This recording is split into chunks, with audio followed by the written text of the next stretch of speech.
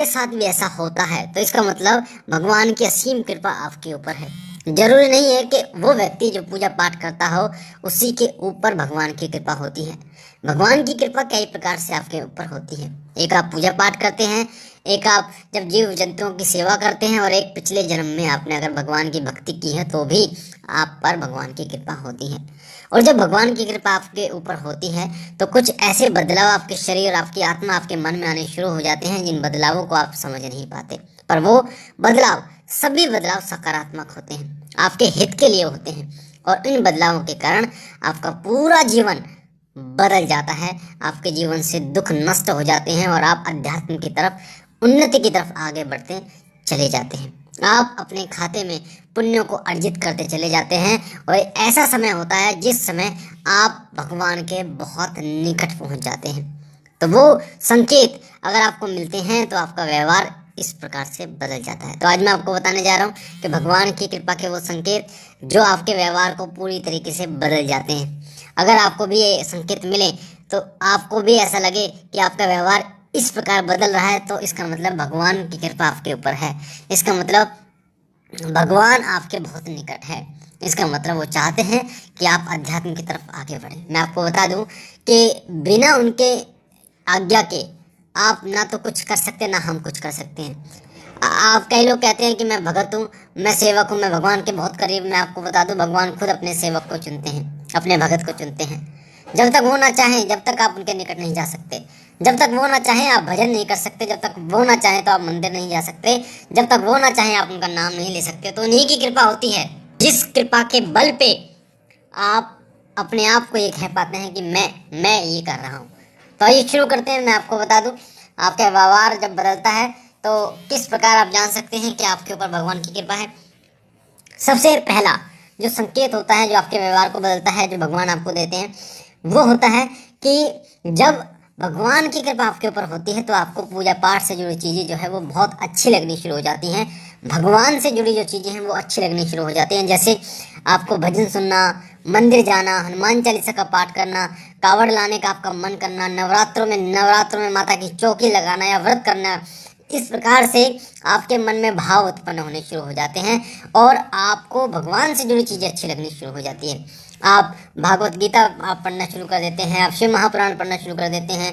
ये सब बदलाव उनकी कृपा के ही कारण आपके अंदर आते हैं। दूसरा जो संकेत होता है कृपा का, वो होता है कि ईश्वरीय जब कृपा आपके ऊपर होती है तो आपके मन में भाव उत्पन्न हो जाता है उनके प्रति। आप जब उनकी मूर्ति को देखते हैं, जब उनकी तस्वीर को देखते हैं तो आंखों से आंसू निकलने शुरू हो जाते हैं और आप सब कुछ भूल जाते हैं। सिर्फ उन्हीं को निहारने का आपका मन करता है। आपको ऐसा मन करता है कि मैं इन्हीं के चरणों में पड़ा इनको देखता रहूं। वो भाव आपके अंदर उत्पन्न होने शुरू हो जाते हैं। तीसरा जो संकेत होता है वो होता है कि आपके मन में ईश्वरीय कृपा के कारण आपके मन में दया, प्रेम विकसित होना शुरू हो जाता है, उत्पन्न होना शुरू हो जाता है, जिसके कारण आप किसी गरीब को नहीं देख पाते, आप किसी पीड़ित व्यक्ति को नहीं देख पाते, किसी अपंग व्यक्ति को नहीं देख पाते। आप तन मन धन से उसकी मदद करने की कोशिश करते हैं। अगर एक ऐसा समय होता है अगर आप खाना खा रहे हैं और कोई व्यक्ति आपके, कोई जानवर आपके पास आ जाए तो आप पूरा खाना उसको खिला देते हैं और आपको संतोष मिलता है, आपको आत्म शांति अनुभव होती है। तो ये जो लक्षण होता है ये उन्हीं में होता है जिन पर भगवान की विशेष कृपा होती है। ये गुण भगवान की कृपा से ही उत्पन्न आपके अंदर होते हैं। चौथा जो संकेत होता है वो होता है कि सपने में आपको भगवान के दर्शन होने शुरू हो जाते हैं। बार बार आपको सपने में दर्शन होते हैं। तो ये संकेत जो सपने में दर्शन होने का संकेत होता है ये बहुत महत्वपूर्ण होता है और ये संकेत उन्हीं को मिलता है जिनके ऊपर भगवान की विशेष कृपा होती है, जिन्हें भगवान अपने पास, अपने निकट बुलाना चाहते हैं। पांचवा संकेत होता है कि ऐसा मन करता है आपको कि आप पूजा करते रहें। आप पूजा कर रहे हैं तो आपको ऐसा मन करता है कि आप पूजा करते रहें, करते रहें, करते रहें। आप समय का कोई पाबंदी नहीं होती। 1 घंटा हो जाता है, 2 घंटे हो जाते हैं, पर आपको इससे कोई फर्क नहीं पड़ता। तो ये जो संकेत होता है ये संकेत ईश्वरीय कृपा का ही संकेत होता है, जो बताता है कि आपके ऊपर ईश्वरीय कृपा है और उनकी कृपा के कारण ही ये संकेत आपको मिलते हैं। साथ में अगला जो संकेत और छठा संकेत वो है कि आप गलत लोग, गलत काम गलत चीज़ों को बर्दाश्त नहीं कर पाते, इनसे आप नफरत करना शुरू कर देते हैं। जो व्यक्ति झूठ बोलते हैं, जो लोग चुगली करते हैं, आप उनसे दूर रहना पसंद करते हैं।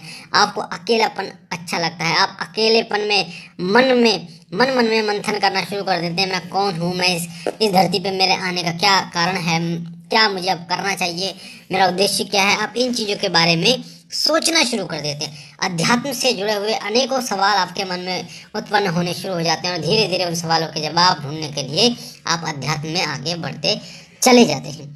सातवां जो संकेत होता है वो होता है ईश्वरीय कृपा का, कि आपको भजन कीर्तन सुनना बहुत अच्छा लगता है, बहुत अच्छा। और ऐसा मन करता है कि भजन सुनते रहें, या फिर कोई कीर्तन है, आपको ऐसा मन करता है उस कीर्तन को सुनते रहो, वहाँ से उठने का मन आपको नहीं करता। ये सातवां संकेत होता है जो ईश्वरीय कृपा का ही एक संकेत होता है, क्योंकि वो ध्वनि, वो जो मधुर गान, वो मधुर नाम आपके चरणों, आपके मन में, आपके आत्मा में इतना बस चुका होता है कि जब वो सुनते हैं तो आपके जो रोंगटे खड़े हो जाते हैं, आपका मन जो है वो प्रफुल्लित हो उठता है, आपके मन में हर्षोल्लास के जो नगाड़े हैं वो बजने शुरू हो जाते हैं और आपका ऐसा मन करता है कि उनके नाम का स्मरण करता रहूं। तो वो जो रसपान है, उनके नाम का जो रसपान है, आप उसका पान करना शुरू कर देते हैं। तो ये संकेत भी उनके ही ईश्वरीय कृपा का ही एक संकेत होता है। साथ ही आठवां संकेत होता है कि आपको बार बार पूजा करने को मन करता है। सुबह आपने पूजा की, उसके बाद आपको ये जल्दी होती है कि कब आप दोपहर को पूजा करें, शाम को पूजा करें, कब शाम और आप पूजा करें, यानी कि आपको पूजा बार बार करने का मन करता है। तो ये संकेत भगवान की कृपा का ही एक संकेत होता है जो बताता है कि भगवान के दर्शन, यानी भगवान की कृपा आपको प्राप्त हो चुकी है। साथ ही नौवां संकेत होता है कि विशेष वार, कोई एक विशेष वार होता है, जैसे भगवान शिव का सोमवार होता है, मंगलवार हनुमान जी का वार है, बुधवार भगवान गणेश का। तो एक उनके जब विशेष वार आता है तो आपका मन में अलग सा ही एक आनंद रहता है, आप अलग से ही खुश रहते हैं, आपका मन हर्षोल्लास से भरा रहता है। आपको भी नहीं पता होता ऐसा क्यों हो रहा है, पर उनका जो विशेष दिन होता है उस दिन में आप बहुत खुश रहते हैं अंदर से। तो ये संकेत भगवान की कृपा का ही संकेत होता है, बताता है कि भगवान की कृपा आपके ऊपर है, भगवान की कृपा, विशेष कृपा आपके ऊपर है। और जो 10वां संकेत होता है, जो लास्ट का संकेत होता है, वो होता है कि आपको गुस्सा नहीं आता, चाहकर भी आप गुस्सा नहीं कर पाते। आपको पता नहीं क्या होता है, आप चाहकर भी गुस्सा नहीं कर पाते, उस गुस्से की आग को आप चाहकर भी बाहर नहीं निकाल पाते, क्योंकि ईश्वरीय कृपा ऐसी होती है कि आपको गुस्सा नहीं आता। गुस्सा उन्हीं व्यक्तियों को आता है जिन पर ईश्वरीय कृपा नहीं होती, और वो भी बेवजूद ही गुस्सा आता है। कई बार ऐसा भी होता है कि गलत चीज़ों को आप नहीं बर्दाश्त कर पाते, तो उन लोगों से आप हट जाते हैं, दूरियां बना लेते हैं। तो ये संकेत ईश्वरीय कृपा का ही एक संकेत होता है। तो अगर आपको ये संकेत मिलते हैं तो इसका मतलब भगवान की कृपा आपके ऊपर है। भगवान चाहते हैं कि आप आगे बढ़ें, अध्यात्म की तरफ आगे बढ़ें। तो इस कृपा को आप व्यर्थ न जाने दें, भगवान के नाम पर आप सेवा पूजा शुरू करें और आप अपने लक्ष्य को पाने की कोशिश करें कि आप इस दुनिया में क्यों आए। जितना हो पाए समाज कल्याण की भावना रखते हुए समाज कल्याण करें, ताकि आप समाज कल्याण कर ईश्वरीय कृपा प्राप्त कर सकें। मुझे आशा है ये जानकारी आपको पसंद आई होगी। पहली बार चैनल पे हैं तो चैनल को लाइक कीजिए, शेयर कीजिए, कमेंट में ओम नमः शिवाय जरूर लिखिए, और बाबा भोलेनाथ की असीम कृपा आपके ऊपर बनी रहे, आप सदा खुश रहें। हम मिलते हैं एक नई जानकारी के साथ, तब तक के लिए ओम नमः शिवाय, ओम नमः शिवाय, ओम नमः शिवाय।